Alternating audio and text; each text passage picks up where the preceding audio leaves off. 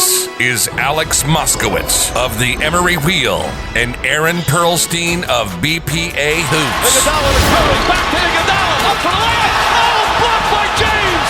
LeBron James with the rejection. You're listening to the Sixth Man Podcast on Anchor.fm.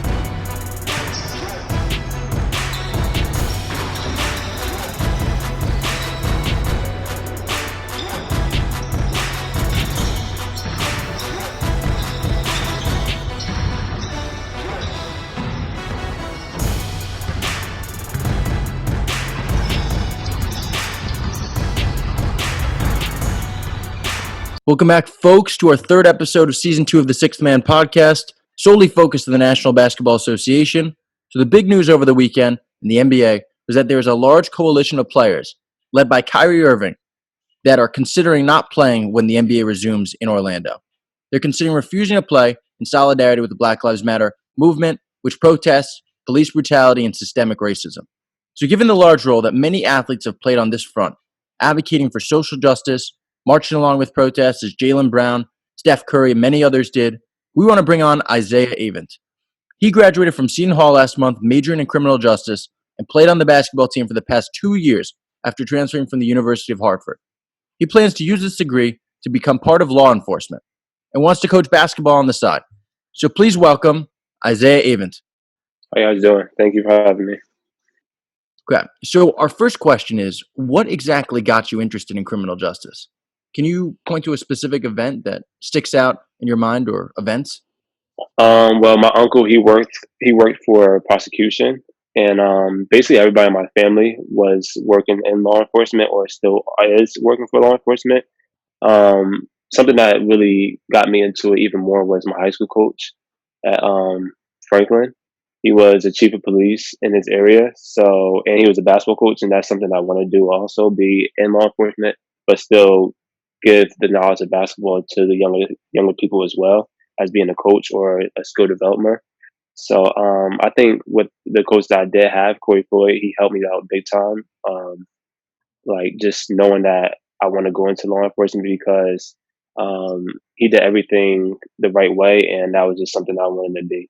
I'm just watching him every day, coaching and going to work, and then coaching and going to work. So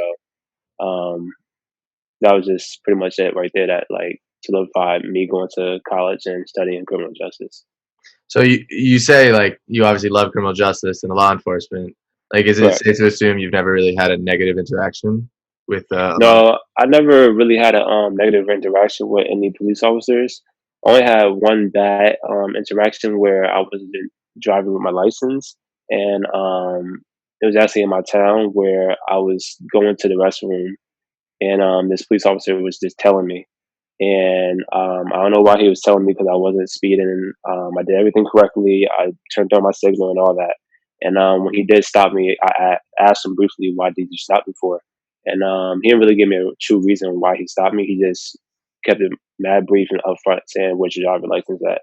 And I gotta fully look into the laws of like police officers pulling you over. But there are a lot of cases of police officers who may see you in a nice car, because I was driving a Mercedes.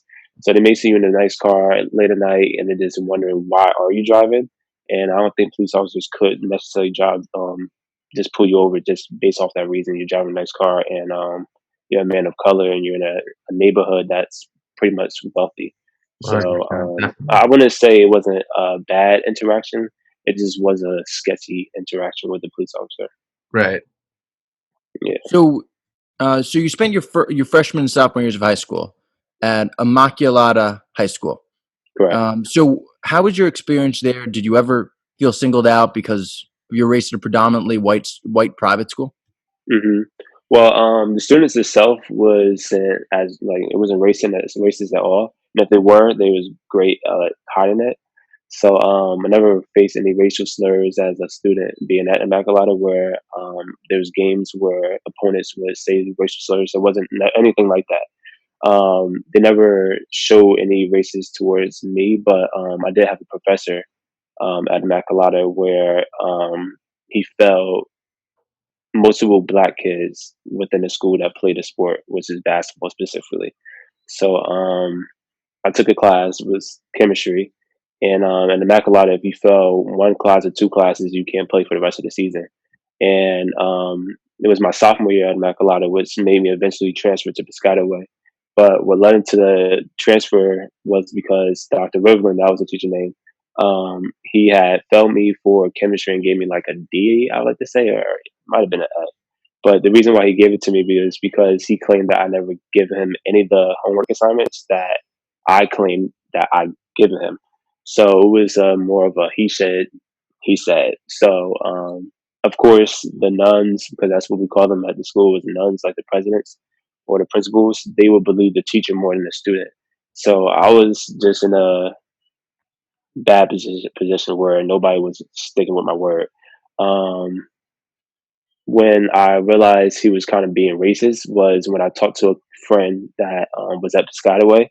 When I ended up transferring to Piscataway, he told me that he actually ended up in the same situation as me, and he was a guy of color. He played basketball as well, and he had told me that the teacher had failed him as well, and he did it on purpose. And this wasn't the first time the teacher did it. So for me, that was kind of like heartbreaking because I couldn't play for the rest of my basketball season, and I was having a good year. So I was a sophomore playing on varsity starting, and it just went downhill once the semester ended. And the only way I figured out that he was kind of lying was when I got my grades back, because everything that he claimed that I didn't hand in, he ended up handing it back to me after the season ended. So when the season ended, he was like, "Oh, Isaiah, I heard you guys lost, blah blah blah." Even though I didn't play, he was like, "I heard you guys lost, and I found your homework assignments that I said that was missing." So I'm like, "All right, just give it to me." At this point, I'm over it because this is like 3 months later from him saying I never handed it to him. So at this point, I'm like, "All right, just give me my information. I'm not even gonna look at it. Like I didn't open it up. I didn't look at the grades, nothing." Until I went home. When I opened the grades and I looked at it, I saw 50, 60, 50, 60. And I'm like, how'd I get a 50, 60, 50, 60? But when I looked at it, it was whiteout over the original grade. So I put the paper to the light and it reflected the actual grade that was on the back. And it's had nothing but 80s, 90s, 90s, 80s. So I went to the principal the next day. I told her what happened. I told the coach what happened. And the coach, she was like, yeah, that teacher was being definitely racist. He realized he was being racist to his previous players that failed. And that actually strike the coach to resign and strike me to transfer. So the students was great, but it's just one bad professor that I had that had racist ways. Wait, That go for it. so um did you end up getting your transcript fixed to Nah, amend believe it that? or not, I didn't know because um, his standpoint was he did the work incorrectly and I graded it incorrectly. So, I mean, it's hard to word that because I went from an 80 to a 50, but that was his word, and that's what the school believed. But the coach didn't believe that. I didn't believe that. My parents believed that. So, um, sadly, no, it didn't change my transcript. It didn't change any grades. I still had that D on my transcript from my sophomore year at Immaculata. So I ended up having to take it over when I went to Piscataway. Damn, that's horrible. And Yeah. did your teacher end up staying at the school despite the fact that he was clearly falsifying your grades? Honestly, when I transferred from Immaculata, I didn't really care about the professor, but I did hear that he was there for like probably 2 extra years. Their reasoning behind why he missed or hid all my information was because he had dementia and he was having a lot of memory loss. So that was his excuse on why he didn't hand my homework in. And unfortunately, he passed away, I think, 3 years ago. So I think he just took a leave of absence, like after 2 more years after that prior incident of me Yeah. failing. Did those kind of like those kind of incidents help add to your interest in criminal justice, and what like helped you major? Um, that incident didn't really help me want to be in criminal justice. I just wanted to be in criminal justice just based off the stuff that we're seeing in the news today, with innocent people passing away. Um, not just passing away, a lot of people being incarcerated, going to jail off of petty crimes. That's spending 10 to 15 years as somebody who committed a crime. And I just think those led me into wanting to be in law enforcement, not just the situation that I had with the school. It was just more things I saw with my eye on the news. So obviously, you talk about what you saw on the news. When Correct. you saw the video of George Floyd's death, how did that make you feel? It was sickening. It was just sad. Like, I can't even put in other words than sickening and sad, and the other sad words to put into. You never want to see anybody pass away the way he did. I think the officer had his knee on the guy's neck for 8 minutes, or it might have been 16 minutes. Could have been longer. Mhm. We just know from what we saw in the video, so you don't know what happened prior to the video. So that video was just sickening to see for anybody, whether he was white or black or Mexican, anything. That's just a sad thing to see anybody pass away in that ration. And hearing the words that he was saying, like he was crying out for his mom, who had passed away previously. So when he was calling out for his mom, he was calling out to heaven. He was calling out to God, like, please save me from this situation. And that was just something where I think it could bring chills, tears to anybody's eyes, whether that's your family or not. You should have just felt it in a way where it just made you like sad for the rest of the day, and that's how I felt. I was just sad for the whole day. It felt like I lost a father or a brother or a cousin or an uncle, and it wasn't anything that I took from that video where I could say the police officer wasn't being using his force or using his badge, and he was using it incorrectly to me. Yeah, I agree. It was obviously incredibly despicable. I mean, the fact that George Floyd was unconscious for nearly 3 minutes Yeah. before he finally took his knee off of his neck. I mean, that says all you need to know about the officer's Hmm. the officer's motives ultimately. Yes. And And like they had prior incidents where they worked together as well. Yep. I So saw once that. they deeper in the case, they found out they both worked together. So this could go into most of the things like a hate crime. They could have had personal things at work where he may not have liked them, or he could have been racist from the jump and said, "I'm gonna catch him slipping one day. I'm gonna catch him slipping," and unfortunately, he did. And and there were also unfortunately, a bunch of instances where he had previously had complaints against him yes, by the correct. neighborhoods that he was Yeah, policing Yeah. for being he racist and using yeah. excessive force. He did it to a bunch of people, and this one just luckily got on video, and we finally got him in the act of doing it. And it's I'm not gonna say it's great that we caught it on video because I never want to see anybody passing away, but it's great that he got caught on video Yeah. so everybody can know how he is and how they need to change the police officers and fix it up quickly. Yeah, I mean, I think one of the most disturbing parts to me about it was the officers that stood and watched. I mean, Yeah, they could come out and say, it was their first few weeks. They all came out correct. and tried to use that excuse. I don't Hmm. care. This has nothing to do with law Yeah. enforcement or anything. This is human decency. Yeah, your first year, your first week, your first month, whatever it is, you should know right from wrong.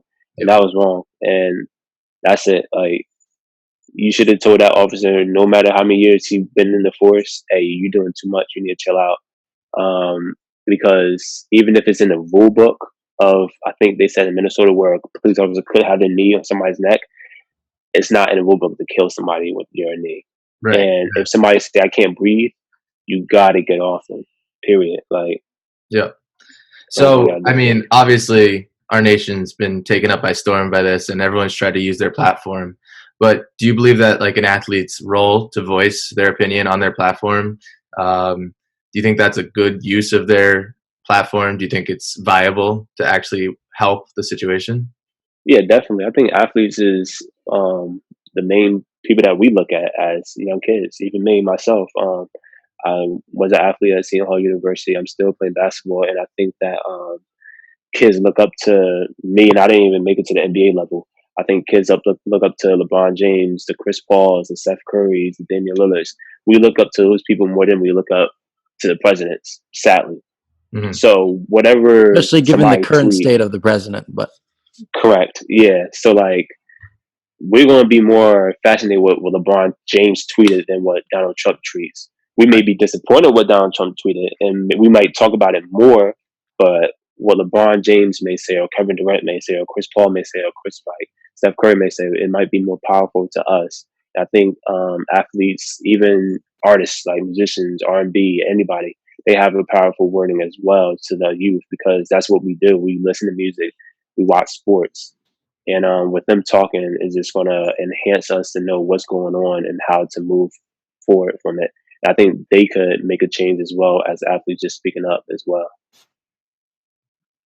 So, speaking of athletes using their voice to express their opinion, do you think the public's reaction to the Drew Brees comments on the other side of the debate, do you think the public's reaction was fair?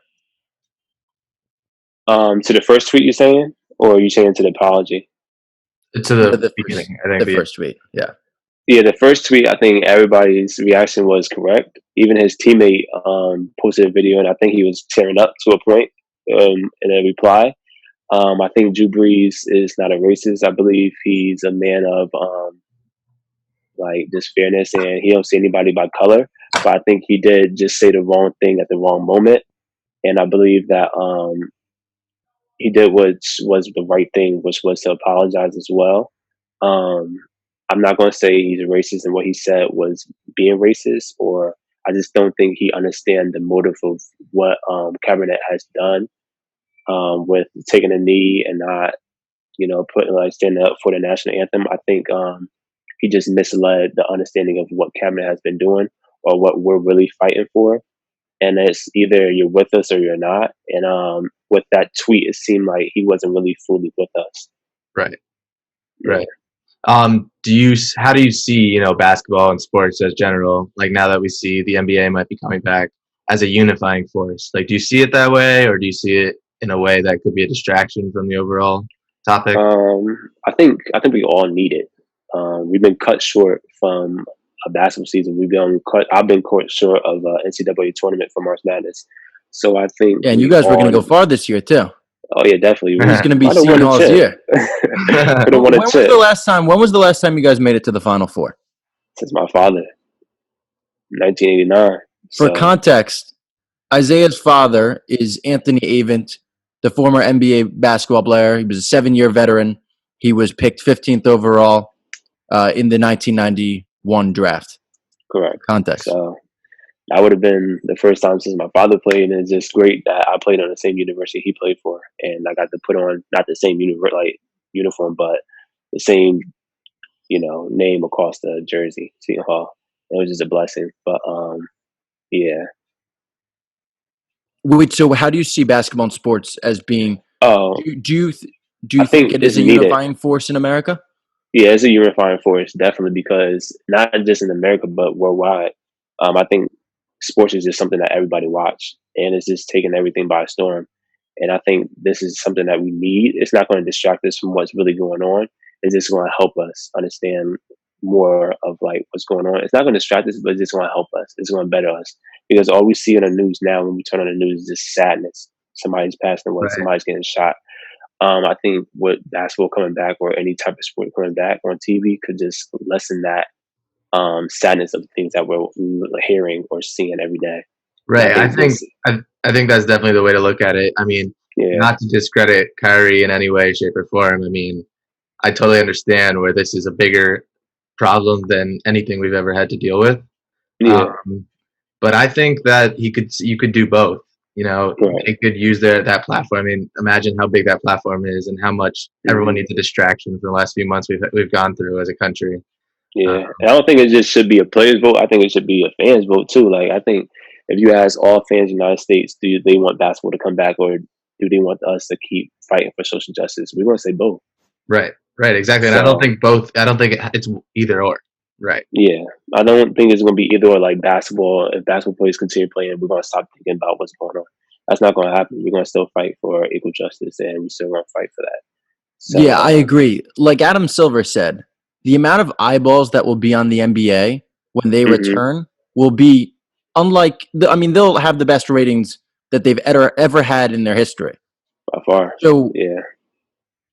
I mean, imagine Kyrie, LeBron, similar to when they wore shirts, "I Can't Breathe" for Eric Mhm. Garner. Yeah, Yeah. exactly. Similar to that. Imagine if they Mhm. really take a stand.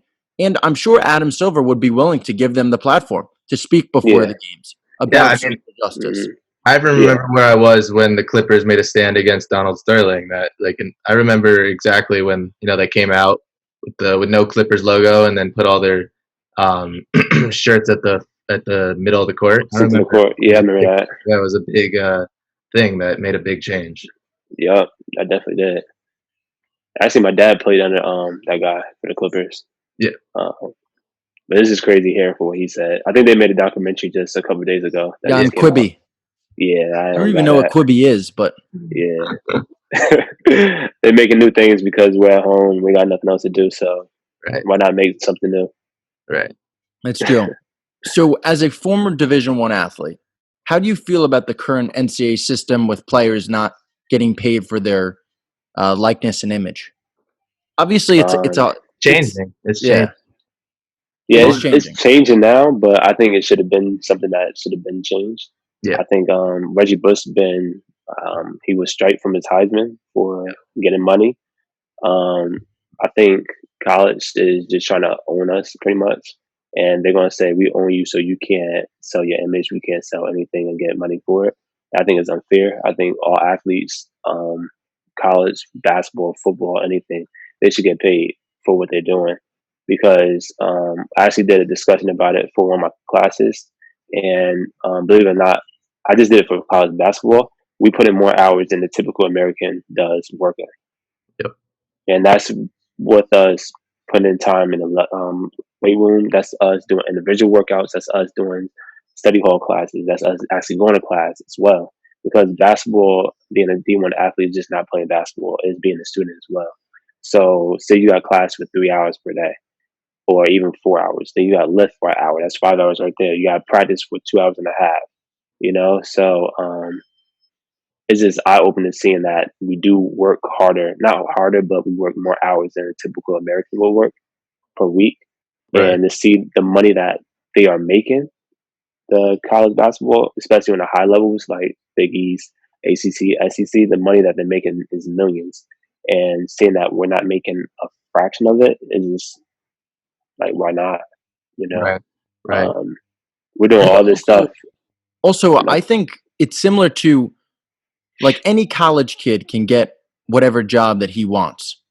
He can, start his own company. He can work for whatever job that he wants during college. Right.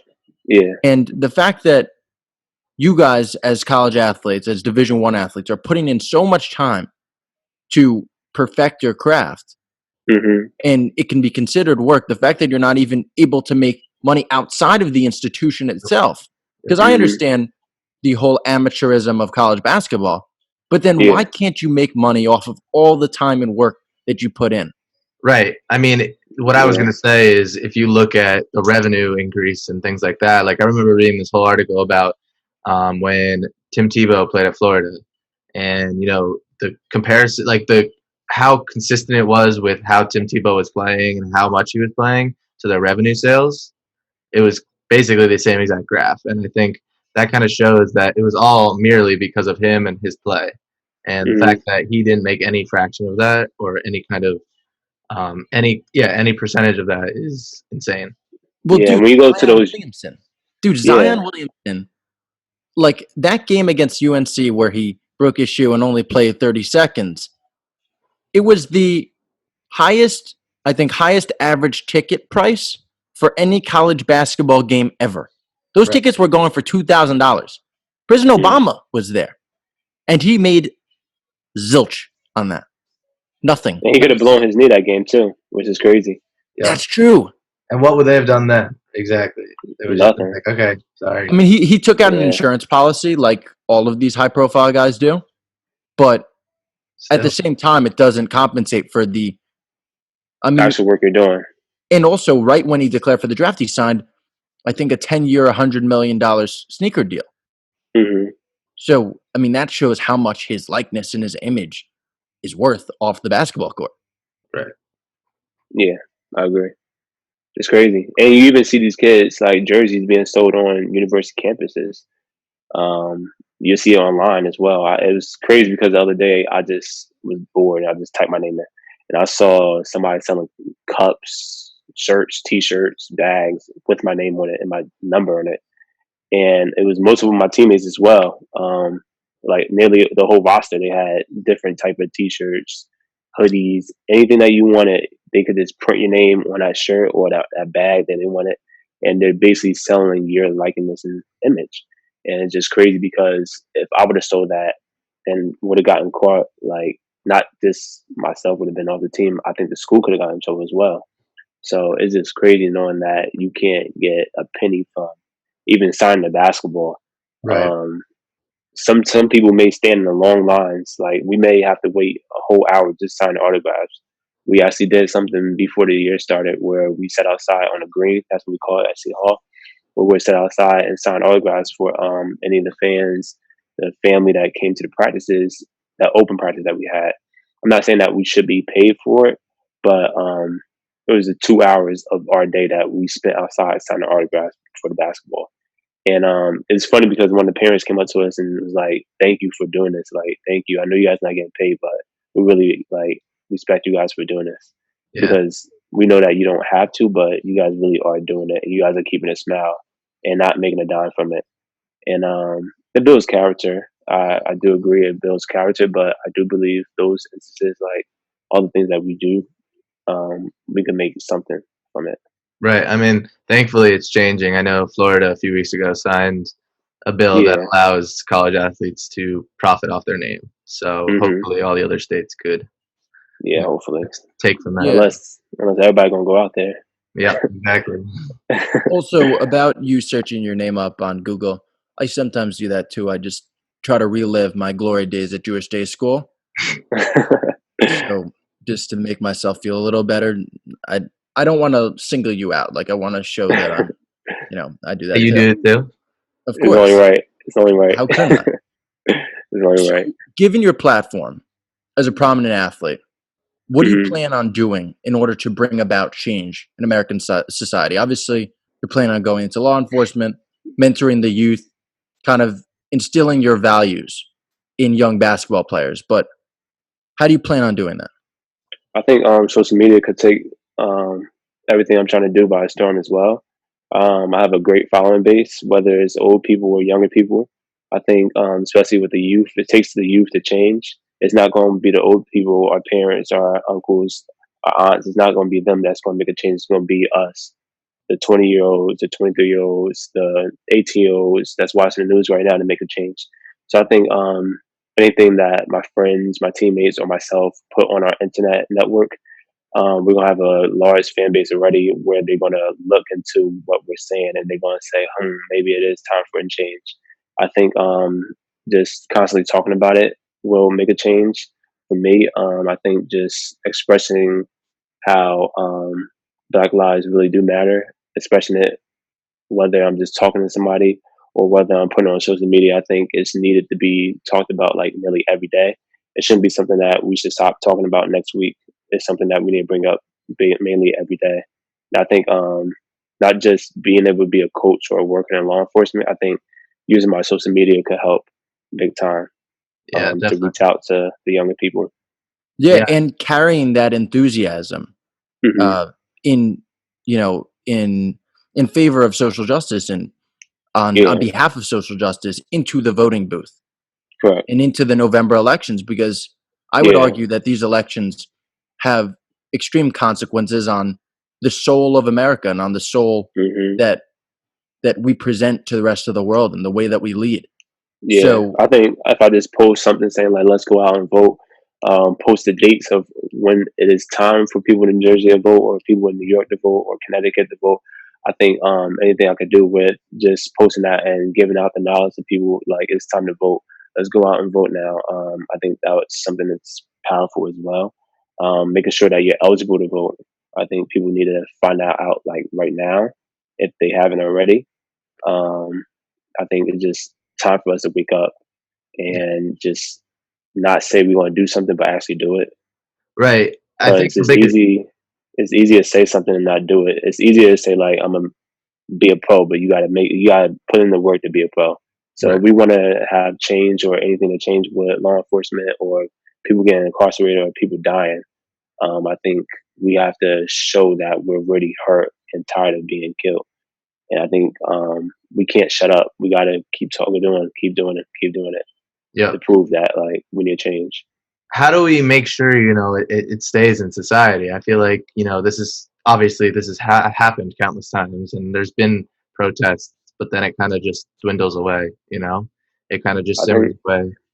I think it just starts with the law enforcement. I think the police officers, they have to change. I think the owners for NBA teams Yep. or NFL teams or any sport teams, they need to come out and say Black lives really do matter.